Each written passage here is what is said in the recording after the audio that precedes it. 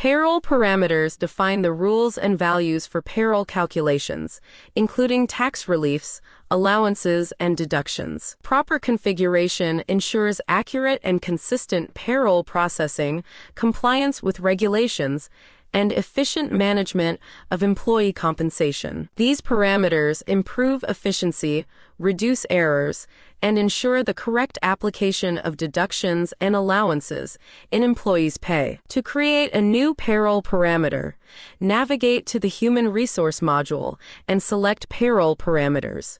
In the Payroll Parameter Details section, input the required details. Begin by entering a unique name, which serves as the identifier for the payroll parameter within the system, followed by a clear description that explains its purpose. Select the appropriate category from the drop-down menu. If the desired category is not available, use the plus icon to add a new category, linking the payroll parameter to the correct payroll parameter category. This linkage ensures the parameter is associated with the correct deduction type, as well as the relevant expense and liability accounts, enabling accurate, compliant, and consistent payroll processing. Next, define the default value, which will be applied unless a custom value is specified for an individual employee, and use the round to field to set the rounding method, ensuring consistency in the final amounts. If the payroll parameter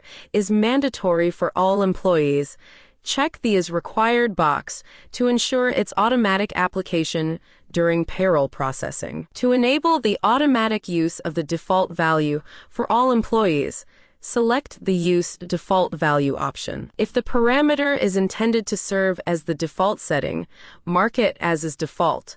For deductions, specify whether the parameter relates to salary advances by checking Is Salary Advance, or to medical invoice deductions by selecting Is Employee Medical Invoice Deduction.